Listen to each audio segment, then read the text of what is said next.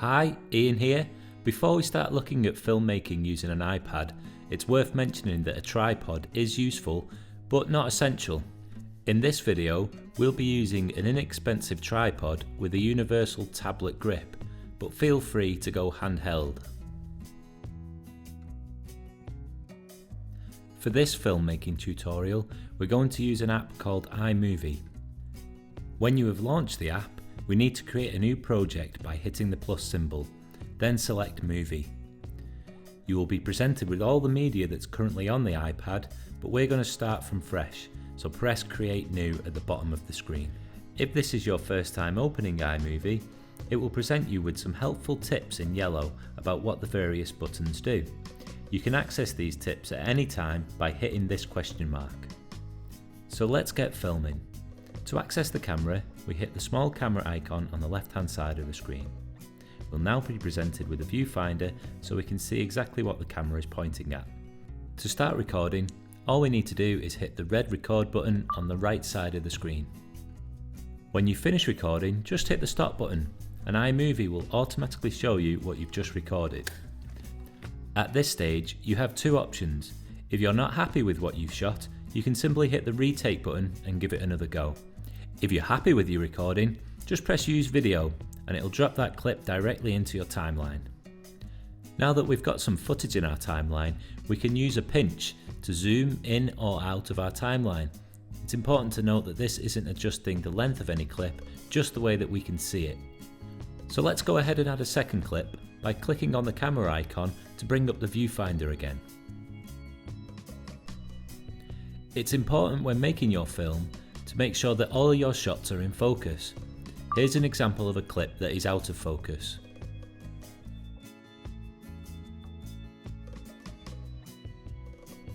As this clip is out of focus, we don't want to use it, so as mentioned before, we'll just hit retake. To get your shot in focus, all you need to do is touch the part of the screen that you want the iPad to focus on. So by tapping the floor space that we know our actor is going to walk into, we know that when he comes into shot, he'll be nice and in focus. When we have reviewed our footage and we're happy, we're going to press Use Video. Now you can see we have two clips in our timeline. We're going to add a third before we look at how we can edit these clips together. So once again, hit that camera icon to bring up the viewfinder. Ensure that your subject is in focus by tapping on the screen.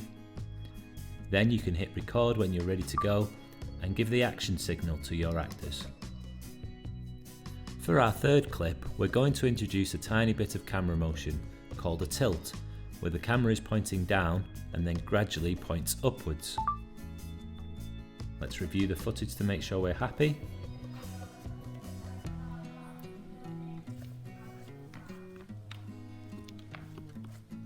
That looks okay, so we're going to press Use Video to drop our third clip into the timeline. The white line you can see in your timeline is called the playhead. This represents where the project is up to when you're playing back or scrubbing left and right. By hitting the play button located in the centre of the screen, you'll be able to see all three clips played back to back.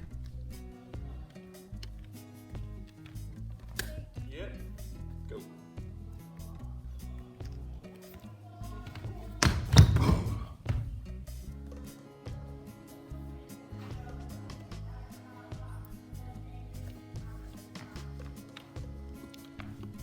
Okay, not a bad starting point, but we can make it better. Let's look at how we can edit or trim a clip. Okay, so by scrubbing across to the start of the project, by swiping your finger across the timeline, we can get to the first clip. Tap on the clip to select it. A selected clip is represented by a yellow box with handles at the start and the end. These handles can now be dragged inwards to adjust the clip's start point and end point. But don't worry, you're not deleting any footage. These handles can be dragged outwards and you'll be able to see the footage that you've excluded. If you're following along, have a go at adjusting the start points and end points of all of your clips. The idea is that we're left with just the parts that we want in our final edit. It's important to remember this technique when you're filming your footage. It's a lot easier to edit out the parts that you don't want than add in parts that are missing. Now that we've trimmed all of our clips down, we're going to have a look at adjusting the speed. To do this, select the clip to open up the iMovie editing tools. The second option along is speed. Here we can see we have a slider, which we can drag left or right. The left end of the scale is to slow the clip down, and the right is to speed it up. So we're going to adjust this clip to be twice as fast, to hopefully give it a comedic effect. We can hit play to see the results. In this movie, we're going to increase the speed of all 3 clips, but feel free to experiment with these settings yourself. When you're done adjusting any settings, it's always advisable to play it back to see if you've got the desired effect. Next up, we're going to have a look at adjusting audio levels. To do this, we simply tap on a clip and then choose the volume option at the bottom. Here we are presented with a slider again, which we can adjust to adjust the volume level. You can see that changes are being made to the audio by looking at the waveform at the bottom of each clip. The waveform is a visual representation of how loud the audio is on that clip. Experiment with your clips by increasing and decreasing the volume levels until you are happy with your edit. Next up, we're going to look at applying filters to a clip. Again, this is done by selecting the clip in question and then selecting the filters option on the bottom of the screen. There are a range of filters to choose from, and these can be changed as and when you please. Filters can be applied independently from clip to clip. This is useful if you want to change the mood from one clip to another. Experiment with the different filters that are available. We're going to apply the same filter across all 3 clips.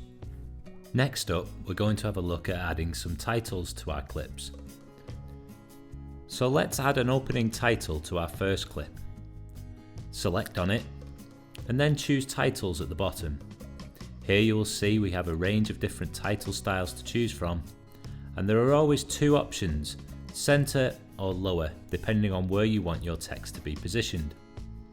When you're happy with your title style, tap on the screen where it says Title Text Here. A keyboard will appear, enabling you to enter your own text. If there are text areas you wish to leave blank, simply press on the X in the upper left-hand corner of the field.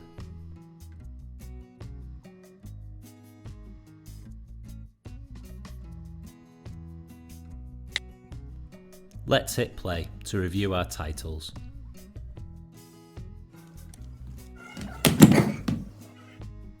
Okay, so that title was a bit quick. That's because we changed the speed settings of the first clip. So to change these, all we need to do is select the clip and again go to the speed options. I'm going to change the speed of all 3 clips and slow them down to 1.5 times. Next up, let's have a look at transitions. Transitions are the way that an edit changes from one clip to the next. In iMovie, transitions are represented by these little boxes in between each clip. With a transition box selected, you will see 6 transition styles across the bottom of the screen. We're going to try a fade. Hit play to see the effect. Now you will notice there is a subtle fade to black between the first and second clip. Now let's try a theme-based transition. Hit play to see what this looks like.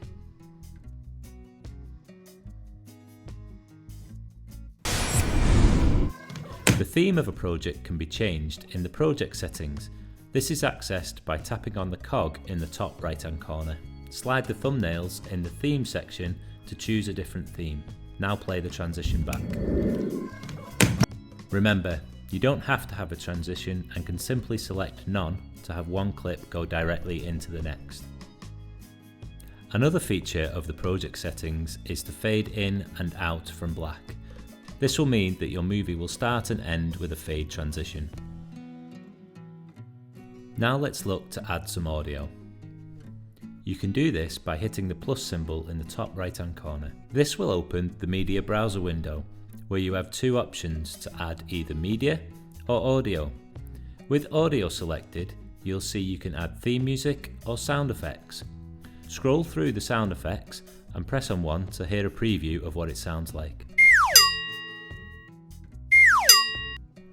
When you've found the sound effect that you'd like to use, position the playhead where you'd like the sound effect to start and tap Use.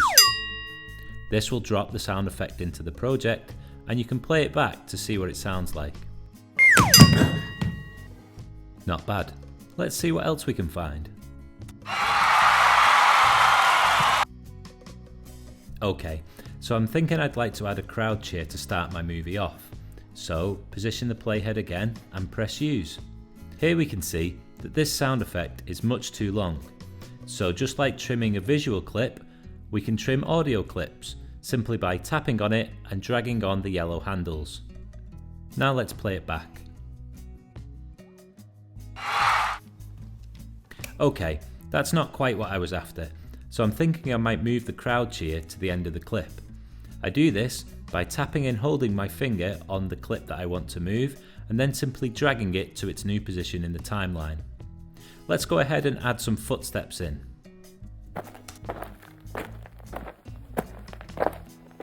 Again, you can see this isn't quite right. It's too long and it's in the wrong position. So we'll tap and hold to reposition it, and I'll drag on the yellow handles to make it much shorter. Just like with video clips, we can adjust the speed of audio clips. We do this in exactly the same way. Select on the audio effect, choose speed, and adjust the slider to make it faster or slower.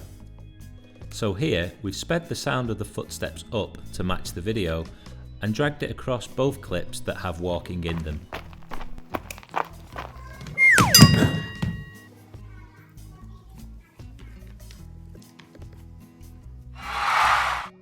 Now it's starting to come together. Let's look at adding some more audio, this time theme music. Choose theme music in the media browser and you can preview and add these in exactly the same way we did with the sound effects.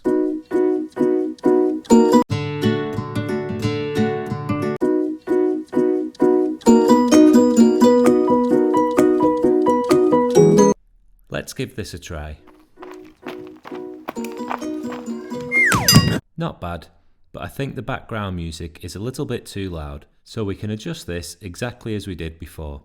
Select the clip that you'd like to adjust, go to volume, and change the slider position. Now let's see how it sounds.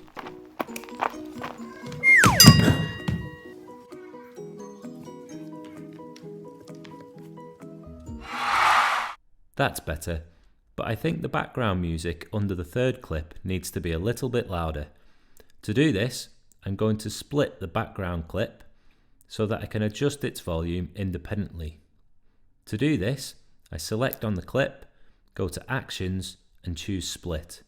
This will split the clip wherever the playhead is positioned. Now I can change the volume of this clip without affecting the volume of the previous clip.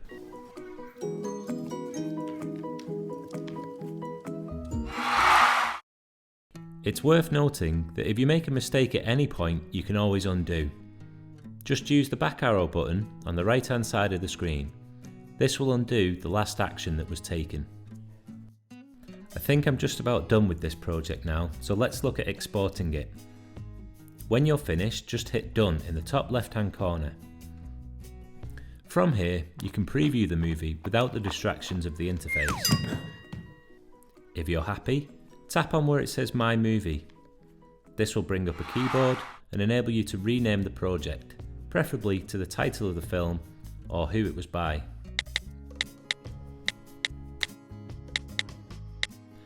Now we can share the movie directly to the iPad's camera roll by hitting the Share button and Save Video. Then choose the resolution you would like, but bear in mind the higher the resolution, the more space it will take up on the iPad. Another method to export is to save to iTunes. This will allow you to plug the iPad into another device and save it there. To do this, we hit the Share button again, but this time choose iTunes. From here, you'll get two options, Video File or iMovie Project. We're going to choose Video File. The iMovie Project option is there if you intend to carry on working on this project on another machine at a later date. So let's plug our iPad in. Using a standard cable, plug one end into the iPad and the other into your laptop or PC.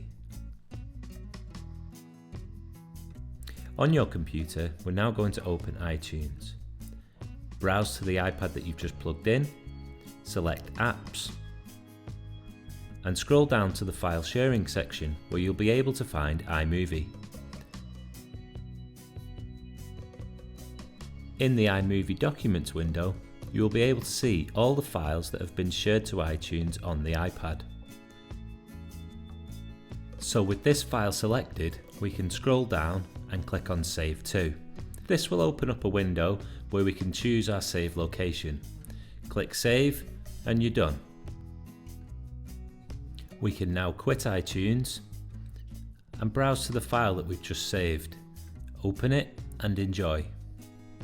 You can now use this file as you see fit. Play it back for all the participants to enjoy, share it online, or save for future assessment.